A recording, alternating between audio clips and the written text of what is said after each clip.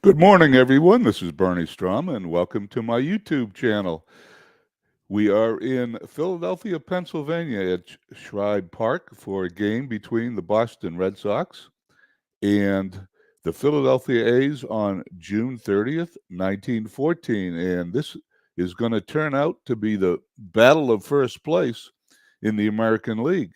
Glad you all could join us. Hope you're all having a nice weekend and enjoying the holiday time between Christmas and New Year's. And I thought we'd do this game a little early today on Saturday morning so everybody can be free to do whatever they're going to do for the rest of the day. I'm going to be watching a lot of baseball here on YouTube, and I hope you guys will be doing that along with me. Shribe Park opened in 1909, and it was the first concrete and steel ballpark in the American League. Actually, it was the first concrete and steel ballpark in baseball. And this was an interesting series. The Philadelphia A's and the Boston Red Sox have dominated the American League since its inception in 1901. They've won a lot of the pennants. The A's won the AL pennant 6 times: 1902, 1905, 10, 11, 13, and this year, 1914, they also won. And in my replay, the reason I'm playing it, of course, is the Red Sox finished 8.5 games behind the Philadelphia A's in real life. However, in my sim, the Red Sox currently on June 30th are 2 games up on Philly, but Philly's making their move. The Red Sox have had a busy and productive 1914 so far. As you can see on the screen, they are 42 and 26, 2 games ahead of the Philadelphia Athletics, who are 39 and 27. Philadelphia currently is won 9 out of the last 10 games. The Red Sox have split their last 10 games, have gone 5 and 5 on the season in the last 10 games. And because of that, the A's have closed the lead down from 6 games behind to only 2 games behind here in Philadelphia facing the Red Sox, and they get a chance before this series is over to tie for first place. So that's the background of the current game. And let's play the game versus the Athletics. Let's go to the lineups. And that looks okay for the Red Sox. Let me double check. We got everybody in there that's supposed to be, except one guy. So I'm going to change something here. We're going to have to do that. Then we go to the starting lineup.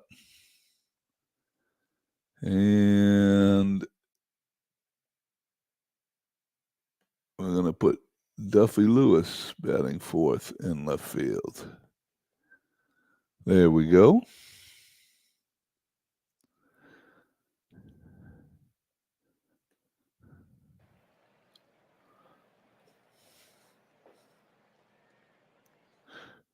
Good morning, Mike. How are you? Hope everything's going well with you today. Hope you're enjoying your weekend. And we're here for an early Red Sox game here on Saturday. We're going to see if we can get this game over with so I can enjoy everybody else's play on YouTube. We're going to make one little change here. We're going to go back to the AI. Here we are as Mike Silver's Shribe Park here in 1914 in Philadelphia.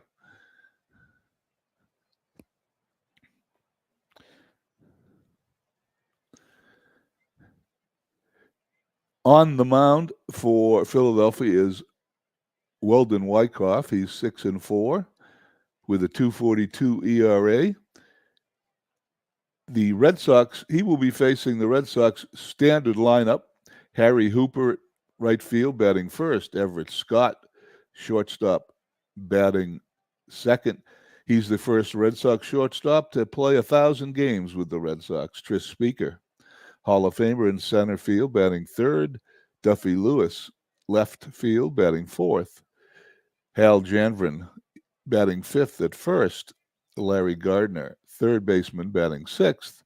Steve Yerkes, the second baseman, batting seventh. Today, the manager, Bill Kerrigan, catching, batting eighth. And Ray Collins, pitching and batting ninth. In the outfield, we have for Philadelphia, in left field, Oldring. There we go. In center field, we have Amos Strunk. In right field, Jimmy Walsh. We have the famous $1 million infield for the Philadelphia A's. We have Baker at third, Barry at short, Collins at second, McGinnis at first, catching Schrang, and pitching Wyckoff. We got some interesting stories to tell you today about these Philadelphia A's, but we'll continue that later in the broadcast as Wyckoff is ready to pitch to Hooper for the first pitch of the game. And here it is. There is a fly ball in the left field. Lewis backs up a couple of steps. He's under it. Puts it away for the out. One away. Top of the first, one down. Everett Scott stepping in, batting .212. He's been in a little slump lately as the Red Sox have gone 5-5 in the last 10 games to let the Philadelphia A's in to the American League pennant chase. Wyckoff from the right side winds and fires. Bounding ball to third. Over to first. 2 away. Good play by home run Baker at third as Tris Speaker, who is batting .313, 4 home runs, 32 RBIs. If there was a baseball broadcast in 1914 on YouTube, they wouldn't be saying home runs, RBIs, and batting average. They'd be telling you about their stolen bases and their runs scored. Tris Speaker's had 17 stolen bases, and we don't see the runs scored on the screen, so I'm not going to tell you. Here's the pitch. Short pop-up to first baseman. He puts it away. Red Sox down in order in the top of the first. We go to the bottom of the first. It is no score. There's one thing I wanted to change here. And since looks like it's only Mike and I, you will know that I'm going to change the background sounds that I have to put down when I'm on the Discord channel. We'll put it back up. I do that because I can't hear the people in the Discord channel when the sounds are up at 100, the crowd volume. Okay, back to the game action. Bottom of the first, Philly will send up their order. Jimmy Walsh batting first in left field. It's in right field. Oldring in left field, batting second. Eddie Collins at second, batting third. Baker at third, batting fourth. McGinnis, first base, batting fifth. Amos Struck, center fielder, batting sixth. Jack Berry, the shortstop, batting seventh. The catcher, Wally Schrang, batting eighth. And ninth is Weldon Wyckoff. On the mound is Ray Collins. This season he's 9-3 with a 1.58 ERA. This should be a good pitcher's duel. Collins ready to pitch to Walsh. And here we go. And there is a line drive deep to right center field. That ball is going to be off the wall, 3/4 of the way up the wall in right field. He's on his way to third. There's going to be a throw, but it's going to be way late. And there's a triple to lead off the game for the Philadelphia A's. And Walsh is reminding the Red Sox that they are hot They are 9-1 in their last 10 games, and they are breathing down the neck of the Boston Red Sox, who are in first place.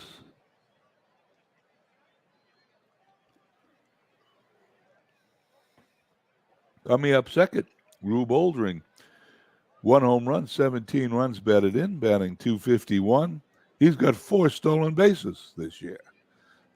Collins checks the runner at third. Here's the pitch. Ground ball to short. Over to first for the out. They let the run score. Philadelphia leads 1-0 here in the bottom of the first. Excuse me. Early in the morning, my voice hasn't kicked in yet as Eddie Collins steps in. No home runs, 35 runs batted in, .328 average. Part of that $1 million infield where the Philadelphia A's and the Boston Red Sox dominated the American League over the first 20 years of its existence. Nobody on. 1 away. Here's Collins' pitch. Ground ball to Scott. He dives. He picks it up. Throws to first for the out. That was a good play at short. 2 down. That was such a good play. Let's look at it again.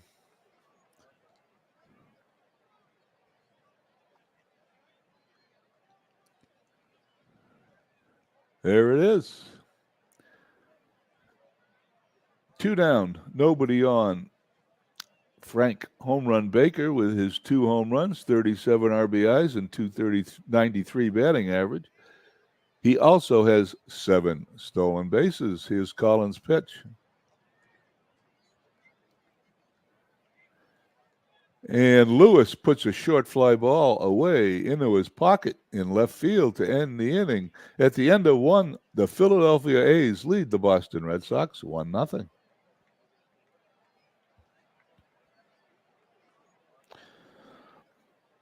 In 1909, the A's moved into the Major League's first concrete and steel ballpark, Shribe Park.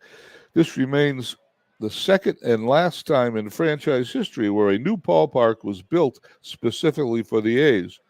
In 1912, Connie Mack bought a 25% interest in the team owned by Jones and Howe to become a full partner with Shribe. Shribe ceded Mack full control over the baseball side while retaining control over the business side.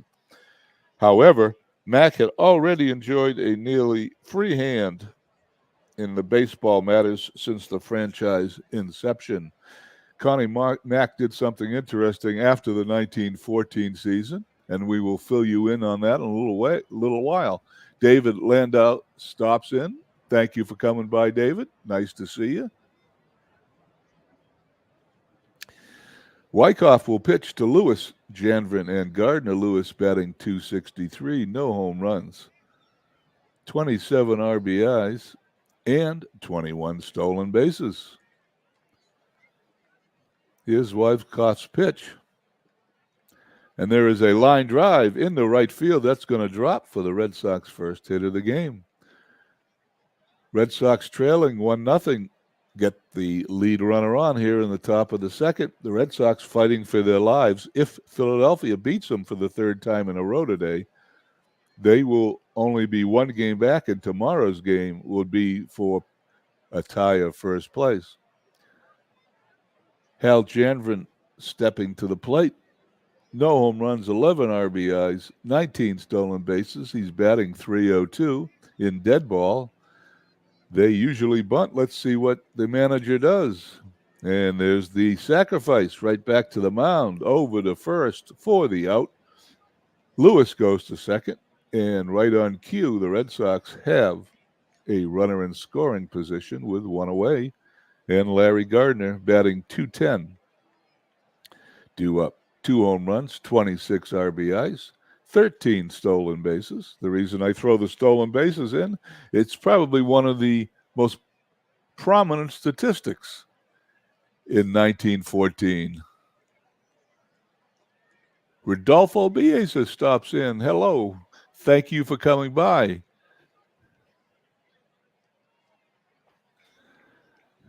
as the crowd continues to file in here to Shribe Park in the early innings. Runner on second. Gardner takes the pitch. The runner is going to third. Lewis steals third base. And like I said, stolen base was one of the primary statistics in dead ball baseball because the runner now is on third with less than 2 outs. And Gardner has a chance to bring him home a lot easier than when he is on second. Wyckoff checks the runner. Here's the pitch.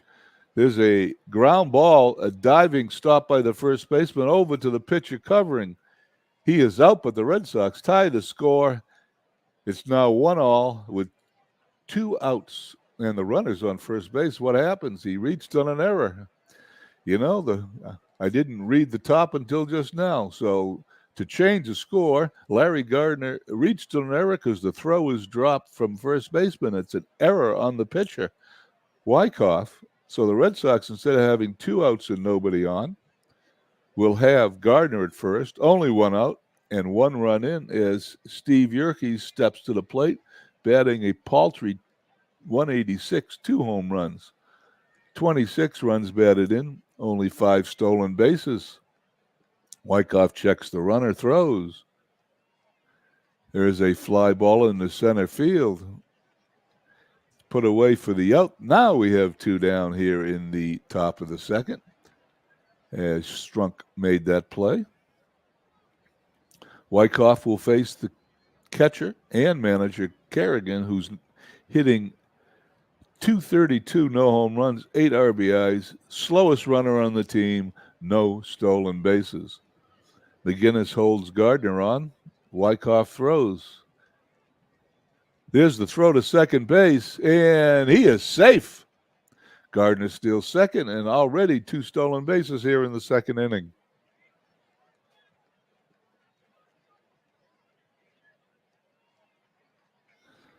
Have a sip of coffee here. It's early in the morning here in Las Vegas, Nevada, where I'm calling the game from. On the miracle of the internet, I can call a game in 1914 Philadelphia. It's about 8:20 here in Las Vegas. I don't usually broadcast that this early, but I thought we'd get it over with and watch everybody else's games as the day progresses. Gardner at second, in scoring position. Kerrigan's got a chance to put the Red Sox ahead.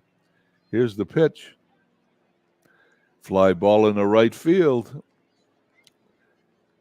And he's going to be out. It's going to end the inning, but we're going to go to the bottom of the second, all tied at 1.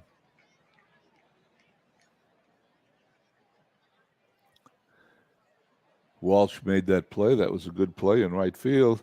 The 1914 Athletics in real life lost the 1914 series to Miracle Braves in a 4-game sweep. That fact, along with the fact that the Federal League was stealing a lot of the players from Major League Baseball in 1914, led to Connie Mack dismantling this 1914 Philadelphia A's team in real life. And by doing so, for the next, I think, 5 or 6 years, the Philadelphia A's ended up in last place in the American League. Why that is, I mentioned that, is very similar what the Red Sox did to their team at the end of the decade by getting rid of all their players, their star players, and culminating in the sale of Babe Ruth to the New York Yankees. McGinnis leads off the bottom of the second, followed by Strunk and Barry. McGinnis, no home runs, 38 runs batted in, and 11 stolen bases. Here's the pitch. Line drive into right field, past the first baseman. It's a base hit. I called it a line drive. The live play-by-play calls it a ground ball, but in any event, it's a base hit. The A's have the lead runner on, which represents the go-ahead run, as Strunk steps up, batting .254, a home run, 27 runs batted in, 11 stolen bases.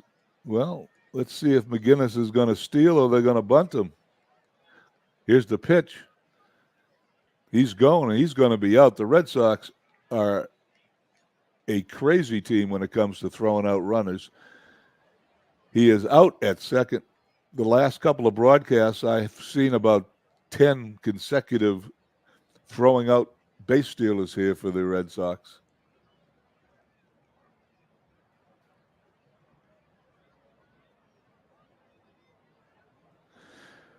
Okay, here we go. Amos Struck still up, but now he's got no one on. Collins winds. He fires. Bounding ball to third. He was playing in. Gardner over to first for the out. Quickly, there's 2 down, and after that promising start of the inning, Barry, the shortstop, hitting .267, no home runs, 22 RBIs, 8 stolen bases, steps to the plate. Collins pitch.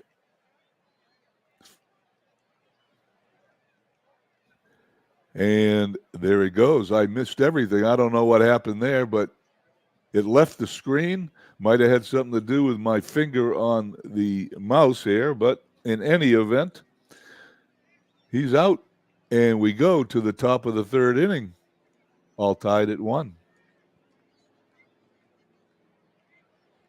Wyckoff will face Collins, the pitcher, followed by the top of the order, Hooper and Scott. Here's the pitch. A little dribbler in front of the mound, picked up by the Wyckoff over to first for the out, 1 down.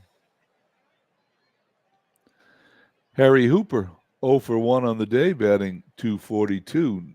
No home runs, 17 runs batted in, 5 stolen bases. Here's Wyckoff's pitch. There's a ground ball to short. He's up with it.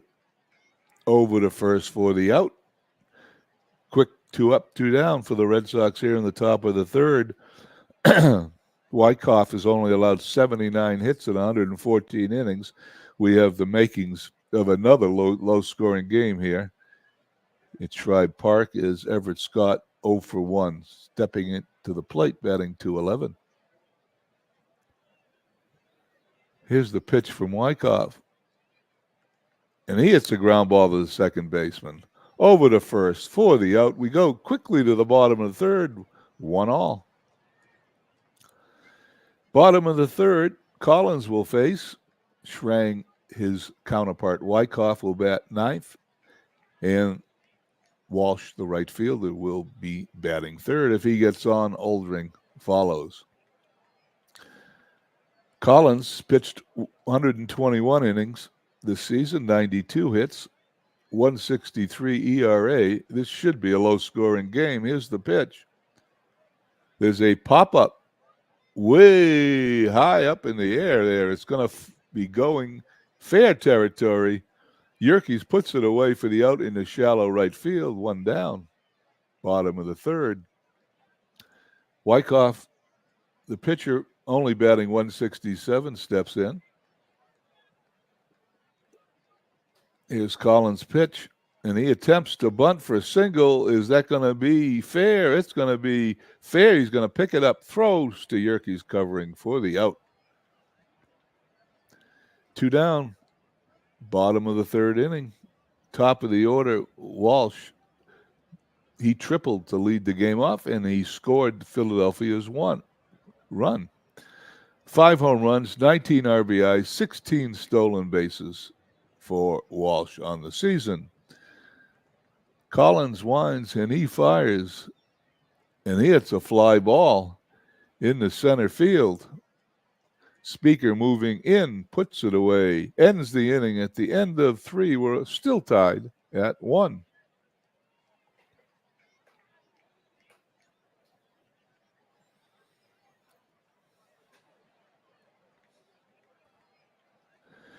Here we go. Top of the 4th, Speaker, Lewis, and Janvin due up. Speaker, 0 for 1, 4 home runs, 32 RBIs, 17 stolen bases. a Hall of Fame player and probably the best center fielder the Red Sox have ever had. And that's saying a lot since he hasn't played for over 100 years. Here's the pitch. And he drops it down in front of the plate. Catcher jumps out, throws to first. Speaker, even though he's speedy, is out at first. McGinnis made a nice stretch of Schrang's throw, and we have one down, top of the fourth. Check the chat, see if we got anybody else in here.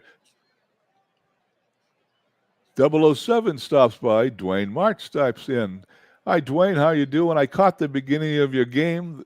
I don't know how it ended, but I'm going to go back and catch the end of it here as soon as my game is over. I would have waited for you to finish, but I had advertised that the game was going to start at 11 Eastern, and I didn't want to have 11 pass and people looking for the game, and it wasn't there. So, unfortunately, we went head-to-head, I think, for the first time since we've been playing. But I apologize for that. Next time, I will try to not run over the last few innings of your game. Certainly unintentional.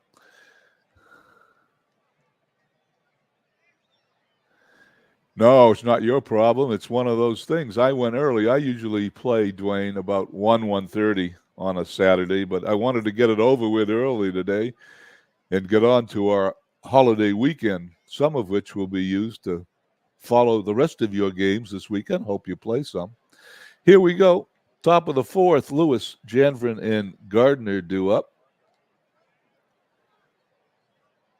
Here's Wyckoff's 3-2 pitch. And as a check swing, ball four, Red Sox begin the fourth inning with a runner on.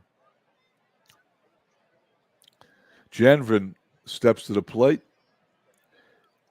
No home runs, 11 runs batted in, 19 stolen bases, more stolen bases than RBIs, which makes him a valuable commodity in dead ball baseball. Lewis stole second his last time up. Lewis has 22 stolen bases, leads the Red Sox. Let's see what happens. Here's the pitch. And there is a line drive into right field. That is going to drop, and that's going to bounce off the wall. One hop. Hooper rounds third. He's headed home. Speaker. Janvrin slides in the third with a triple. Duffy Lewis. I'll get it right eventually. Duffy Lewis scores. The Red Sox take a 2-1 lead. It's early in the morning. You'll have to forgive me.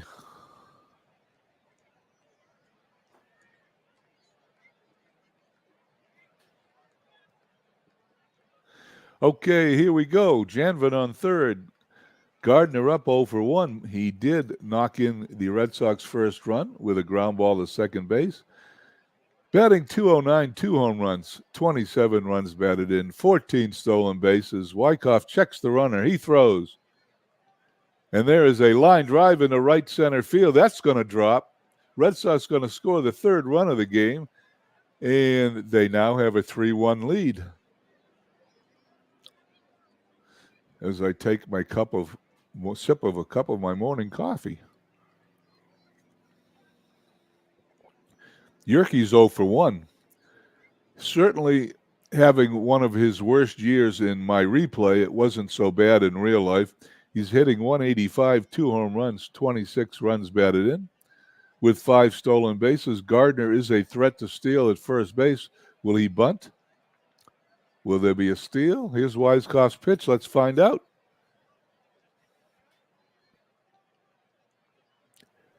It's a ball. Gardner thought about going, but held on. Wyckoff checks Gardner at first. Held on by McGinnis. Here's the pitch. There's a ground ball to short. Over to first for the out. Gardner goes to second base. 2 outs for the Red Sox, but they do have a runner in scoring position with Bill Kerrigan stepping in 0 for 1 on the day. No home runs, 8 RBIs, no stolen bases. He is the manager of the team, however. So let's see what he can do. There's a pitch out. They thought he was going to go, but it was an intentional walk. They want the pitcher. Sometimes I don't glance over to the play-by-play screen. I just look at the animation, and that's how I missed the intentional walk with Collins due up 0 for 1, hitting 114, 4 RBIs, a stolen base. Let's see if Ray Collins, who has 4 hits and 35 at-bats in the season, can help his own cause. Here's the pitch. Strike 3. He struck out swinging. He didn't help. Not only didn't help his cause, but he did exactly what Philadelphia's manager Connie Mack thought he would do. At the end of 3.5 innings, the Red Sox have a 3-1 lead.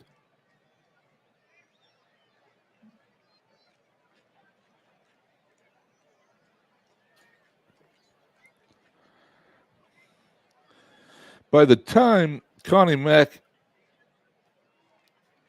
here I was going to read something here.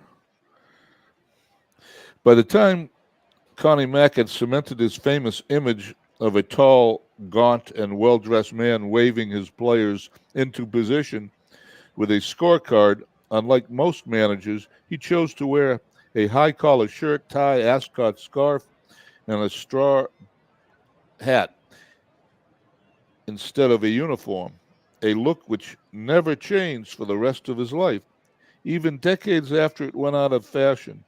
This came at the price of Mack not being allowed on field during games per league regulations. I didn't know that, but I don't know it now. I do know it now as we go to the bottom of the 4th inning. Oldring, Collins, and Baker due up. Oldring 0 for 1 today. The left fielder has 1 home run, 18 runs batted in, only 4 stolen bases. Collins now pitches with a lead. Let's see how he does. Fly ball, right field, fairly routine. Hooper moves to his left, waits for it to come down. He's out. 1 away, bottom of the 4th. Collins now faces Collins. Eddie Collins, 326, no home runs, 35 runs batted in, 25 stolen bases. A member of baseball's Hall of Fame and the A's $1 million infield. Here's the pitch. It's a bounding ball to first base. Janvin picks it up, steps on the bag. Unassisted. 2 down. Frank Home Run Baker stepping in with his 2 home runs, 37 runs batted in, only 7 stolen bases. The lefty faces Collins. Here's the pitch.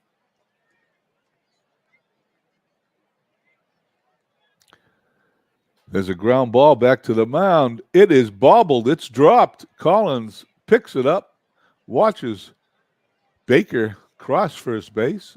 That is the first error of the game for the Red Sox. Each team now with 1 error. Stuffy McGinnis, no home runs, 38 runs batted in, 11 stolen bases, steps in.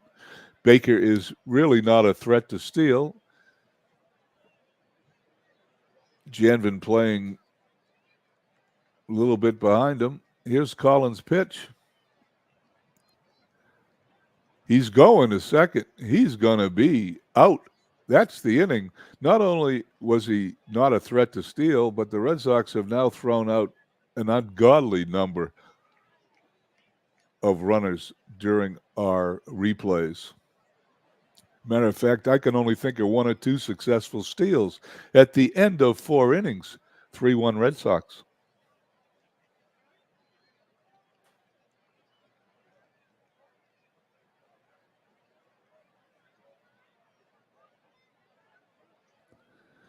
Anybody else stop in? Let me check. Nope. I've said hello to everybody as we head to the top of the 5th inning. We do have the top of the Red Sox order. Hooper, Scott, and Speaker due up. Harry Hooper batting .241, no home runs, 17 runs batted in. He's 0 for 2 today. Here's the pitch. Routine fly to left, 1 down. Oldring came in a little bit to put that ball away, throws it in. Wyckoff now will face Everett Scott 0 for 2, 210. 1 home run, 11 RBIs, 5 stolen bases. Once again, Everett Scott, for those of you who don't know, is the player that held the consecutive game streak in Major League Baseball before it was broken by Lou Gehrig. Wyckoff into his windup. Here's the pitch. He's going to walk him. Scott, with 19 walks on the season, goes to first base. The Red Sox have a runner on. Also not a threat to steal, but the last time I said that, the runner attempted to steal. Let's see what happens. I would doubt that Tris Speaker's bunting, but let's see. Wyckoff checks Scott at first. Here's the pitch. Yeah, right on cue. He steals second. There's no throw. And for the second time in a row, a player I said that wasn't a threat to steal goes for the bag. This one is safe, however, as he's in scoring position for Tris Speaker 0 for 2 on the day. 311, 4 home runs, 32 RBIs, 17 stolen bases. Wyckoff checks Scott. Here's the pitch. And right on cue, he wants nothing to do with Tris Speaker. He walks him.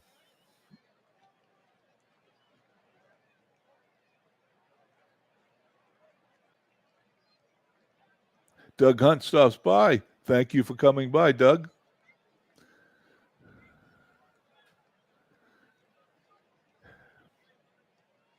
Duffy Lewis stepping in 1 for 1 on the day. No home runs, 27 runs batted in, 22 stolen bases. 1 away. Wyckoff checks both runners. He's into his windup. Here's the pitch. It's going to be a forced play at second as the shortstop takes it unassisted. The runners will advance to third and first. The Red Sox now have 2 outs. Lewis at first, Scott at third as he grounded out to short. With Janvin stepping in 1 for 1, an RBI on the day. 12 on the year, 19 stolen bases. Will Lewis attempt to steal? I think that's a possibility. Let's see what he does as Wyckoff checks the runners. He's into his windup. And there is a fly ball into center field. Routinely put away for the out. It's the end of the inning. We're halfway through the game. Red Sox lead 3-1.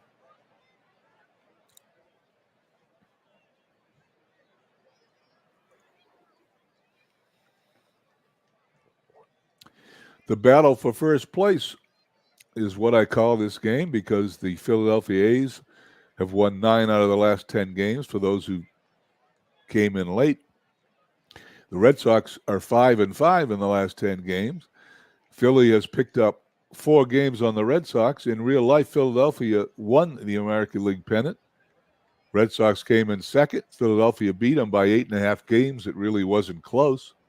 I'm trying to change history, but Philadelphia is currently making it very difficult. Collins, here in the bottom of the 5th, will face McGinnis, Struck, and Berry. McGinnis today, 1 for 1. 38 RBIs, 11 stolen bases. The pitch. Ground ball to third. Over to Janvin at first. 1 away, bottom of the 5th. For those of you who might have just stepped in, I've started to call out the stolen bases along with their other statistics because in dead balls, stolen bases and runs scored were the 2 most important statistics that appeared in the newspaper in 1914, so I might as well throw them into my broadcast. As Amos Strunk steps in, 0 for 1 on the day, a home run, 27 runs batted in, and 11 stolen bases. Here's Collins' pitch. Ground ball, it's slowly hit to short. He picks it up. He's going to throw to first. It's going to be close. He is out at first base. And if that was in the year 2023 instead of 1914, there would have been a replay on that. As a matter of fact, I'm just curious what this replay shows.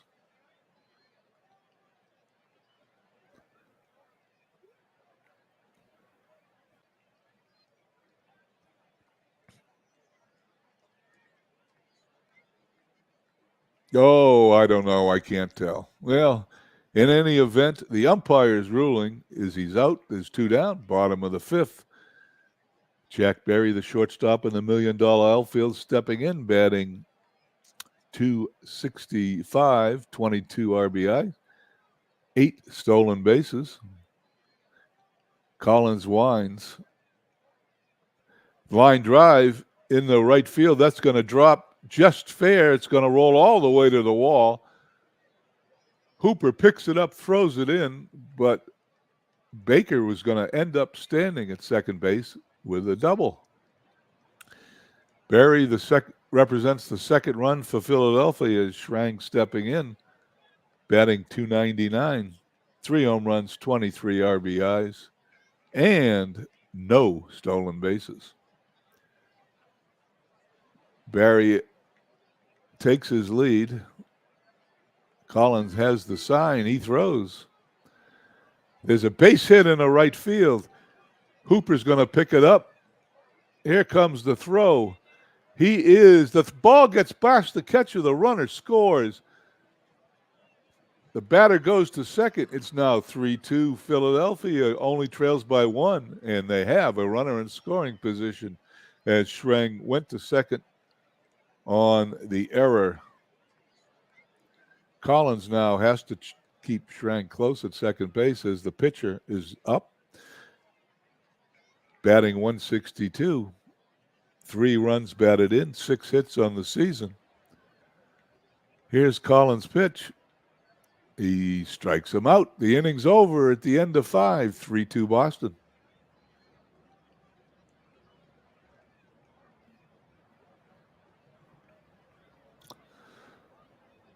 Excuse me.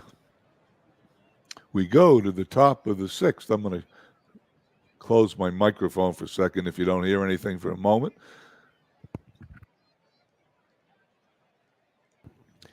There you go. I had to clear my throat. I'm back. Wyckoff will face Gardner, Yerkes, and Kerrigan here in the top of the 6th. Gardner hitting .212, couple of home runs, 28 runs batted in, 14 stolen bases. Wyckoff gets the sign. Here's the pitch. There's a bounding ball to first base. He's up with it, steps on the bag, takes it unassisted as McGinnis makes a nice play at first base. Here through 5 innings, there's only 7 hits in the game. We're getting what we will build as a pitcher's duel with Collins and Wyckoff on the mound. Yerke stepping in 0 for 2. 184, 2 home runs, 26 runs batted in, and only 5 stolen bases. Wyckoff is into his windup. There's a ground ball to second. He's up with it. Over to first for the out. 2 up, 2 down here as Collins makes that play in the top of the 6th inning. Wyckoff now to face the catcher Kerrigan. He was intentionally walked his last time up, batting .229. Here's the pitch. Kerrigan hits a fly ball in the center field. Schrank coming in, puts it away for the out. At the end of 5.5, 3-2 Boston. Schrank's the catcher. That was a misspeak on my part. We go to the bottom of the 6th inning, top of the order. Walsh, Oldring, and Collins due up to face Ray Collins, who's pitched 5 innings, 4 hits, allowed 2 runs, struck out 1, walked nobody. Walsh 1 for 2 on the day. Collins gets his sign, and here's the pitch. There's a slow ground ball to second. Yerke's up with it over to first. 1 down, bottom of the 6th. Oldring 0 for 2. 249 hitter. Collins into his windup. There's a line drive in the left field. That's going to drop in for a base hit. Philadelphia has the tying run on with only one away here in the bottom of the sixth. Lewis throws it in to Scott. Eddie Collins steps to the plate. He's an RBI man. He's got 35 RBIs. He's also very speedy with 25 stolen bases, although he's 0 for 2 today. The lefty Collins to face the lefty Collins. Oldring takes his lead. Here's Collins' windup. The pitch. Line drive deep into center field. That's over Speaker's head. That's against the scoreboard. That drops to the ground. The tying run is going to score. Collins cruises into second base with a stand-up double. And this game is all tied at 3. Excuse me.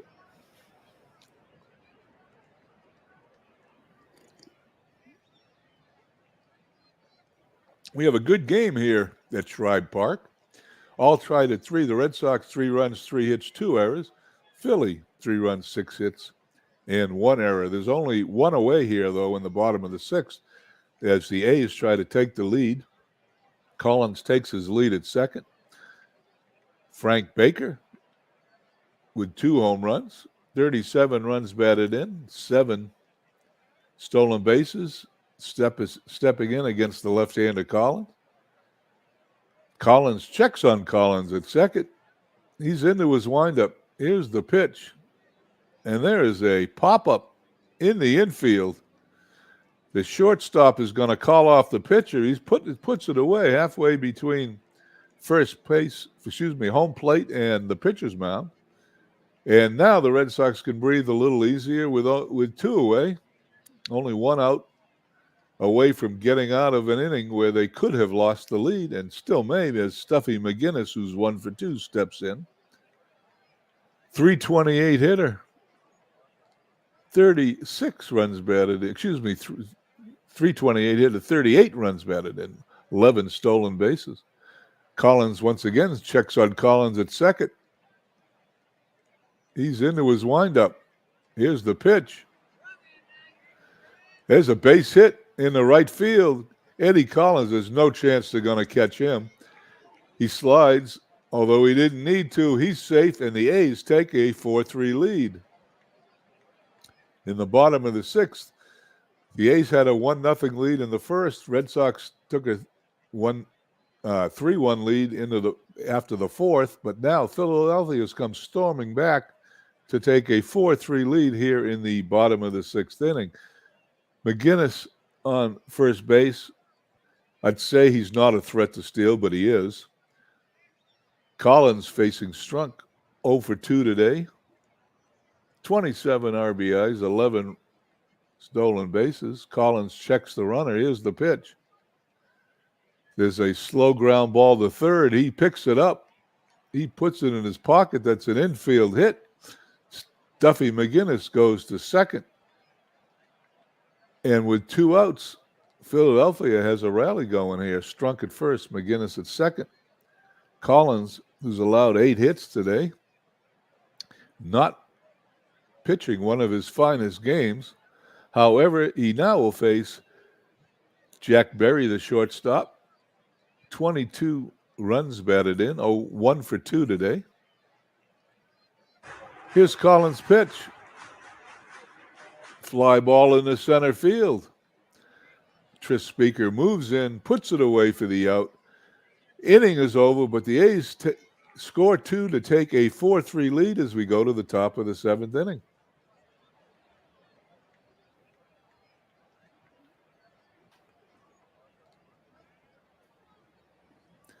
Top of the 7th inning, Ray Collins stepping in. At the plate, followed by Hooper and Scott, the top of the order. Red Sox have a tall order to go. They've only had 3 hits today.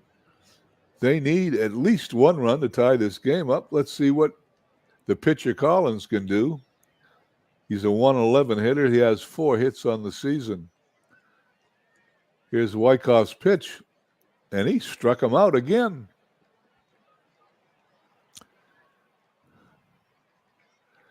Wyckoff gets the first out. Harry Hooper stepping in, 240 hitter, 17 RBIs, 5 stolen bases. Wyckoff is into his windup. Here's the pitch. There's a line drive in the center field. That is going to drop for a base hit, and the Red Sox have the tying run on first with 1 away here in the 7th inning. Hooper on first, not the speediest of runners. Everett Scott 0 for 2 today, batting .210, 11 RBIs, 6 stolen bases. 1 out, Wyckoff checks Hooper. He's into the windup. There's the pitch. They're going to have to wait for him, but he's out by about 20 feet. Harry Hooper caught stealing. I don't know what was on the mind of that computer AI manager, but now there's 2 away. Nobody on. Scott has a 1-0 count. Wyckoff into the pitch. There's a ball 4, and Everett walks. That's the 5th walk from Wycott today. Wycott's pitched 6 2/3 innings, only allowed 4 hits, 2 earned runs, struck out 2, but he has walked 5. Scott represents the tying run as Tris Speaker, who's 0 for 2, stepping in. Speaker 4 home runs, leads the Red Sox. 32 RBIs, leads the Red Sox. 17 stolen bases. Wyckoff checks Scott at first, pitches to Speaker. There goes Scott. Well, he's going to be out by a week and a half.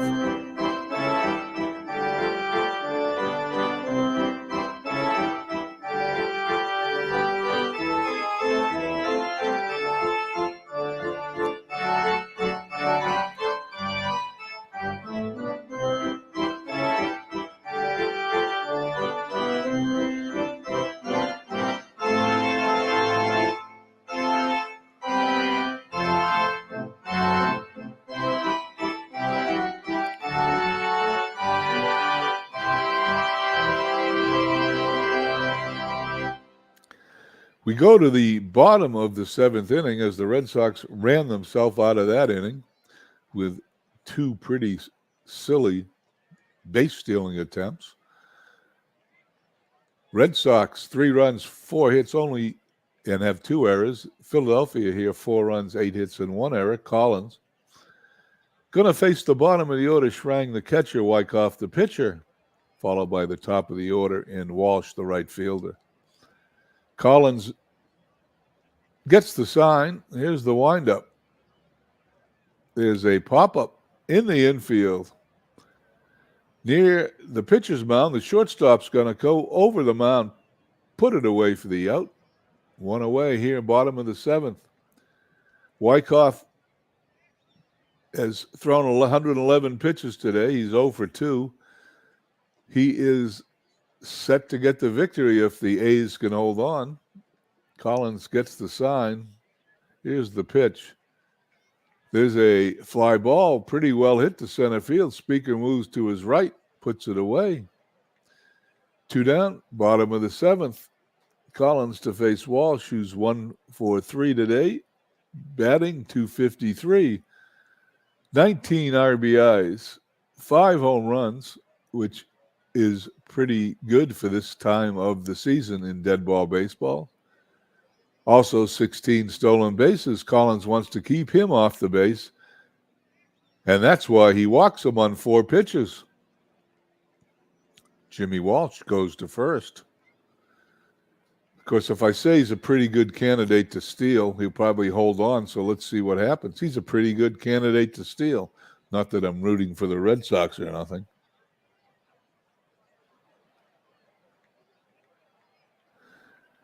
Here we go. Collins checks Walsh. Here's the pitch. He walks him on a 3-2 count.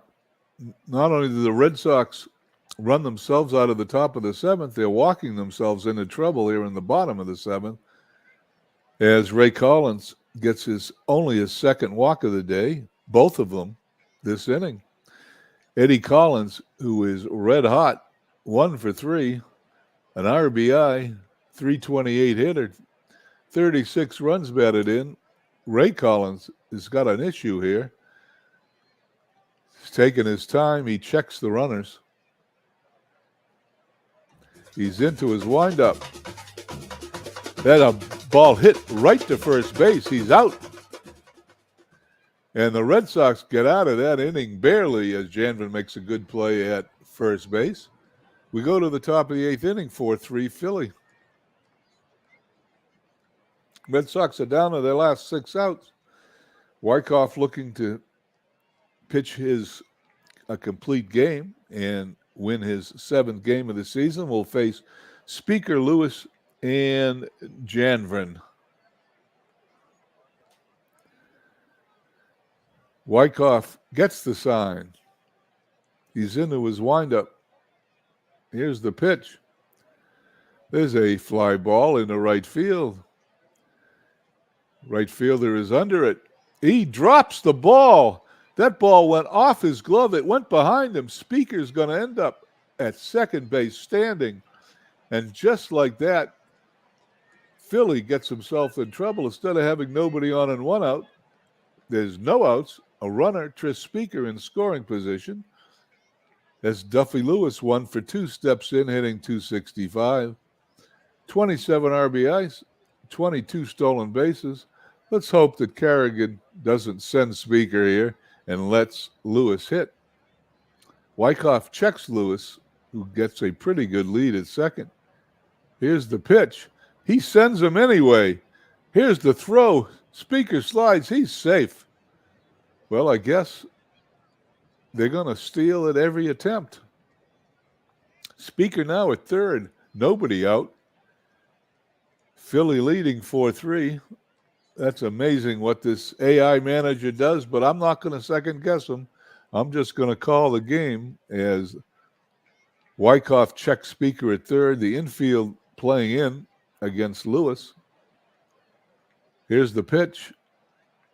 He walks him. Ball 4. Both pitchers having trouble here in the 7th inning. The Red Sox pitcher Collins got out of his mess. But we now have runners on first and third with nobody out. Janvin due up. He has one of the Red Sox 4 hits today, batting .305, 12 RBIs, 19 stolen bases. Runners at first and third. Infield still in for the A's. Wyckoff into his windup. Here's the pitch. There's a dribbler in front of the mound. Wyckoff picks it up, throws to first. He is not going to get him. That's going to be infield hit. Lewis is going to go to second. Speaker does not attempt to score on that little dribbler. He didn't want to be thrown out, seeing that there was nobody out. And now the Red Sox have the bases loaded. Wyckoff pitching to Larry Gardner, 1 for 3 today and a couple of runs batted in. You know, the Red Sox and A's won an ungodly number of pennants in the American League. Between 1901, Red Sox won the first World Series, 1903, that Dwayne Martz replayed and changed history with Pittsburgh winning. Anyway, between 1901 and 1918, these two teams won most of the American League pennants. And by the end of the dead ball decade in 1919, both teams will have been dismantled by their owners, and both will be second division teams for quite a while. Wyckoff in trouble, bases loaded. Philly 4-8-2, Red Sox 3-5-2. Wyckoff into his windup with the bases loaded. There's a ground ball to second. They're going to come home. They're going to get Speaker. They're going to throw to first. He is going to be safe. 1 away, but Philly, luckily, gets the runner at the plate to maintain their 4-3 lead. A double play is now in order to end the inning. Bases still loaded. Steve Yerke's 183 due up. Will the AI pinch hit for him? Let's find out. Bases loaded, 1 away. Here's the pitch by Wyckoff. There's another ground ball to second base. They're coming home again. This time they're throwing to first, and he is safe.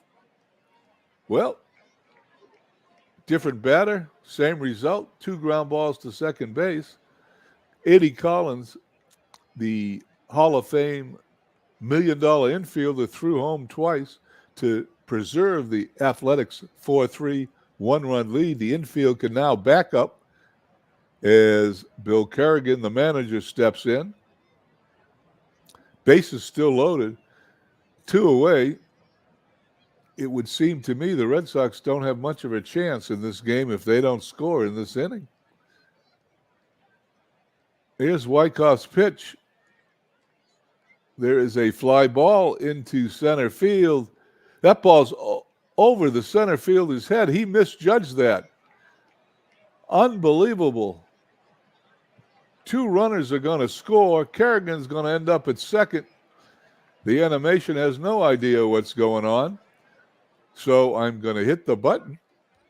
Red Sox take a 5-4 lead as Bill Kerrigan decides to take things into his own hands, knock in 2 runs. He wants that victory. Red Sox now lead 5-4 in the 8th. Kerrigan at second, Yerkes at third. 2 of the slower runners on the Red Sox on base. Ray Collins due up. I probably would have pinch hit for him, but doesn't look like the AI is going to. Wyckoff checks both runners. Here's the pitch. And he strikes him out again to retire the side. Since the AI thinks Collins is going to close it out, we go to the bottom of the 8th. Red Sox lead 5-4. You know, out of the park baseball manager, AI manager, does a really good job, I think, managing dead ball. But every now and then, it makes some strange decisions. Having the Red Sox attempt to steal 2 bases in the 7th inning were one of them. And letting Collins hit with runners on second and third in the 8th is another. However, he's on the mound. Let's find out if the AI knows more than I do as he pitches to Baker. McGinnis and Struck here in the bottom of the 8th. Baker 0 for 3 today, 290 hitter. Collins into the windup. Here's the pitch. Baker hits the ball into right field. It's a base hit. That ground ball just got past Yerkes at second, and so far the AI is looking pretty dumb. Baker at first. McGinnis up. I would normally say Baker's not a threat to steal. However, in today's game with this AI manager, I'm not sure as McGinnis steps up 2 for 3 on the day. 39 RBIs on the season. Collins checks Baker at first. Here's the pitch. There's the bunt. The batter is going to be safe at first as he beats out the bunt. The Red Sox, who just took over the lead, allow the first 2 A's to reach base and are in trouble again. The A's look destined to not let the Red Sox win this game. SGJ Jamie checks in. Thank you for coming by, Jamie. I appreciate it. McGinnis at first, Baker at second. Amos Struck, the center fielder, with 27 RBIs, batting .255, steps in to face Collins. The AI manager must be a relative of Collins because he remains in the game. Collins checks the runners. He's into his windup. Third baseman to first for the out. Runners advance. Runners now on second and third. Only 1 out. The Red Sox will bring the infield in. Gardner, Scott, Yerkes, and Janvin will be playing in against Jack Barry, the $1 million shortstop, 268. Batter, 1 for 3 on the day. Collins gets the sign, checks the runners. He's into the windup. Here's the pitch. Ground ball to short. Throws to first for the out. Score remains 5-4. Wally Schrank, the catcher, 1 for 3 on the day, 302 on the season. He is a hot hitter with 24 runs batted in. About the only thing he can't do is steal a base because he has no stolen bases. Collins checks Baker at third, McGinnis at second. He's into the windup. Ground ball right back to the mound. Collins to first for the out. Red Sox hold on to their 5-4 lead in the 8th. We go to the 9th. Red Sox leading, 5 runs, 6 hits, 2 errors. Philadelphia, 4 runs, 10 hits, also 2 errors.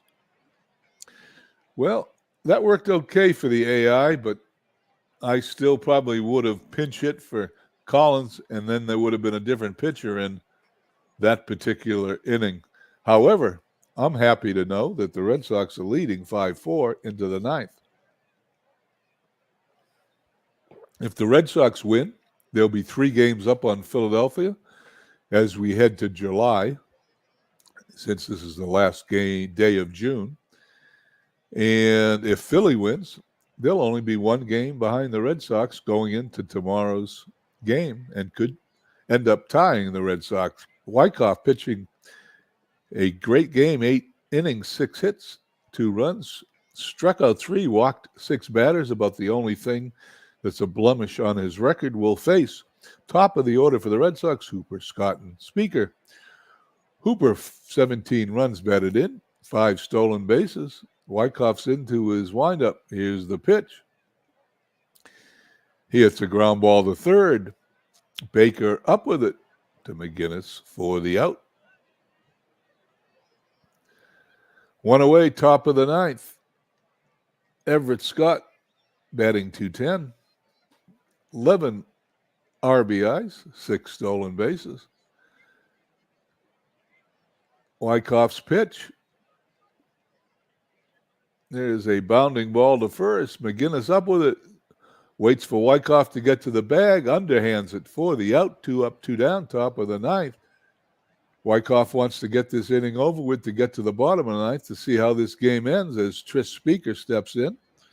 0 for 3 on the day.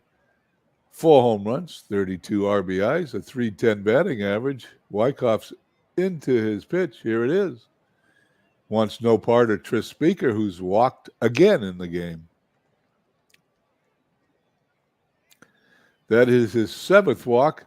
The AI manager has seen enough and is bringing in Boardwalk Brown, 3-3 on the season, 2.91 ERA. The right-handed pitcher will face Duffy Lewis, who's 1 for 2. Speaker on first, batting, and Lewis batting .265. 22 stolen bases, 27 RBIs. What will the AI do with Speaker at first? Brown checks on him. He's into his windup. Here's the pitch. There's going to be a ground ball to third. He's going to throw to second to get the force out. The inning is over. We go to the bottom of the 9th, 5-4 Boston.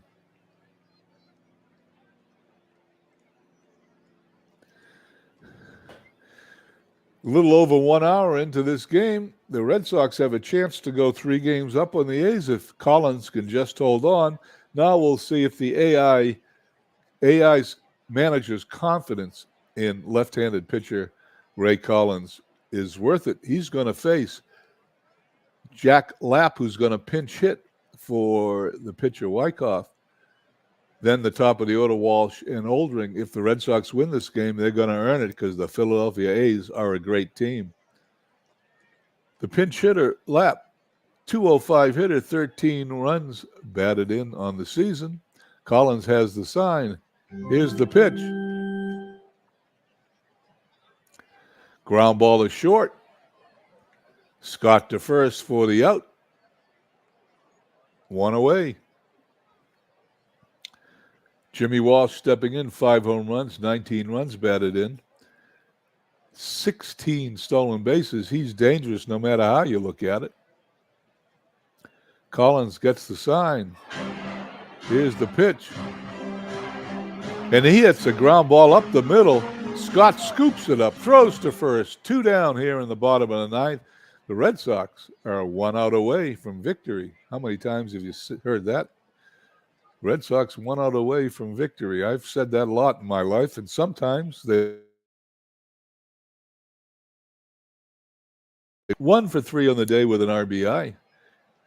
18 runs batted in, 4 stolen bases. Unlikely to hit a home run. I shouldn't have said that. Collins into his windup. Here's the pitch.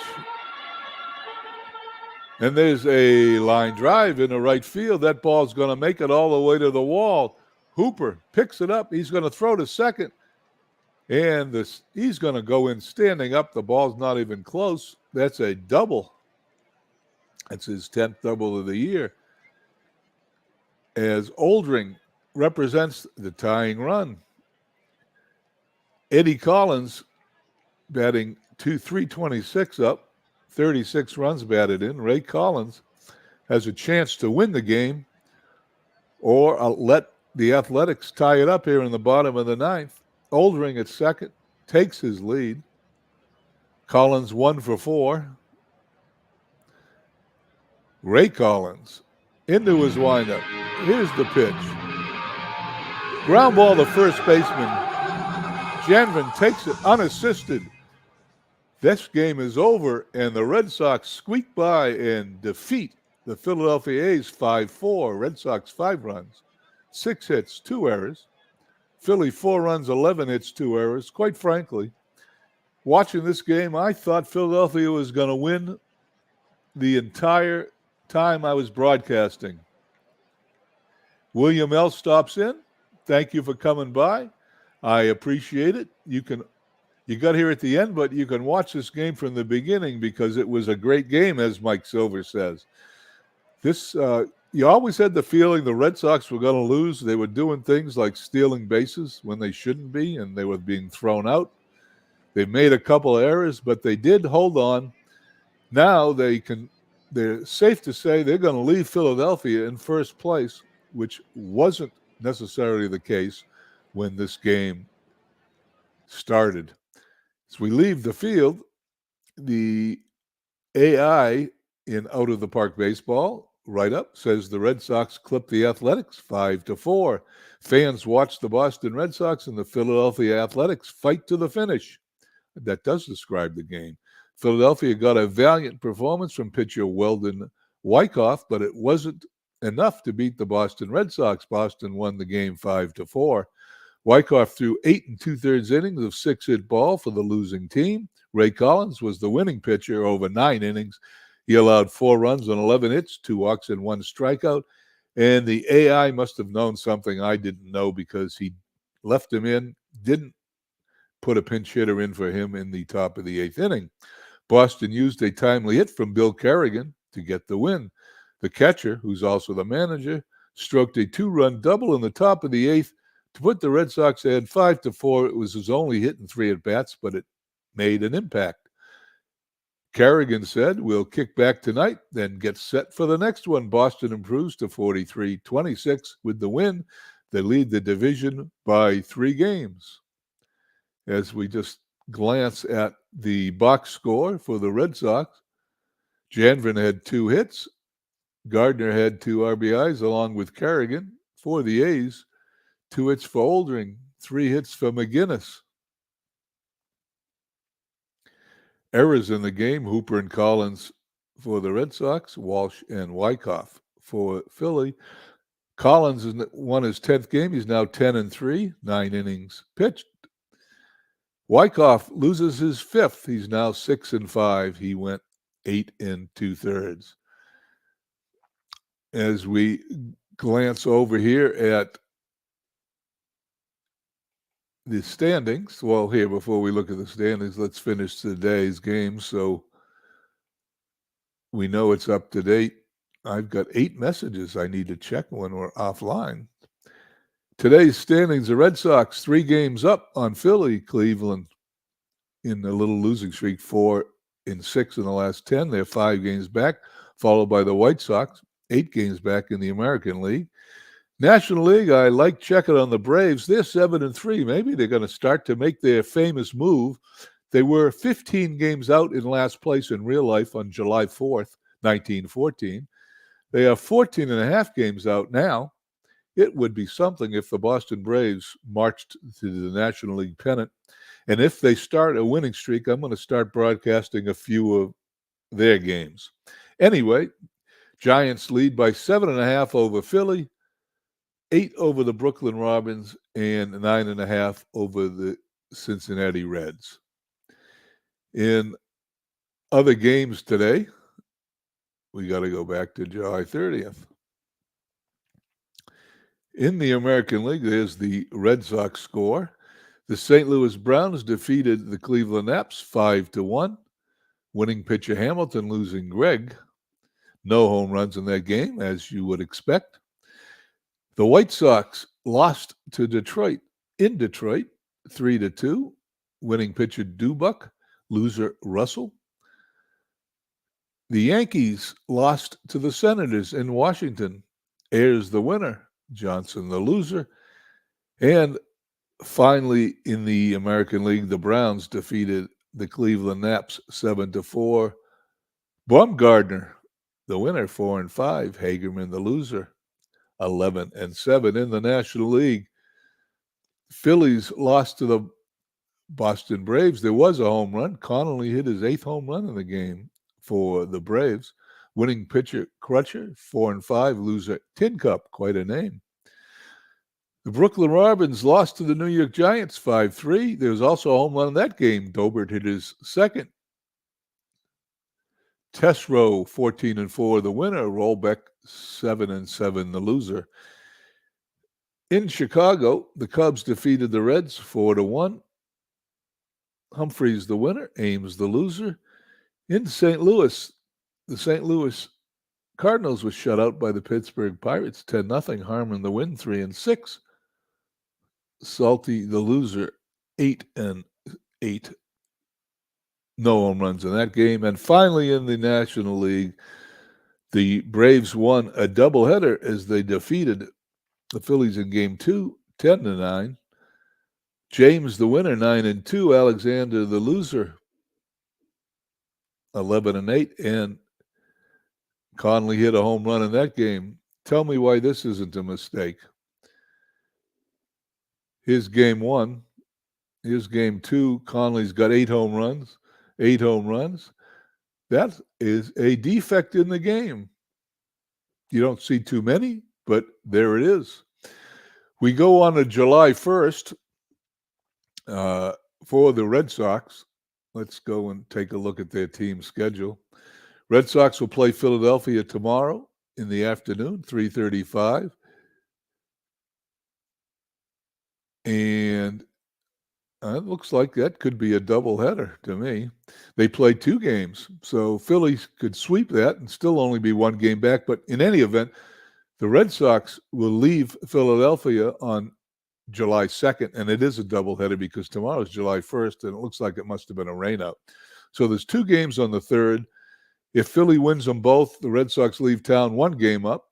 If the Red Sox win them both, they leave Philadelphia 5 games up, and if they split them, they stay where they are at 3 games up. Anyway, I would like to thank everybody for stopping by. Dwayne March, thank you for coming by. I hope to see a game from you later today. Legends, thank you for coming in. I missed you. You came in at the end. Doug Hunt, stop by. Mug Silva, always here. Thank you very much, SGJ. Jamie came by. I'm sorry, there's Legends. I missed you when you came in. Sorry about that.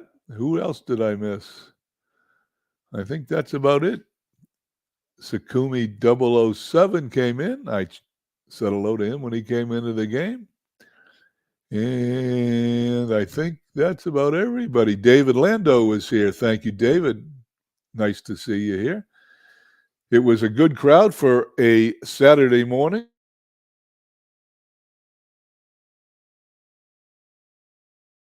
Everyone enjoys their weekend, and I hope everyone has a wonderful New Year's Eve. There should be some more baseball There's some Dwayne Martz, of course, and Legends will be on, I'm sure, this weekend if he has a chance.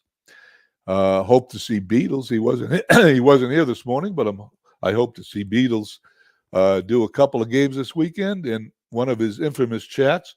Anyway, thanks you all for being here. I hope you have a wonderful weekend and a happy new year.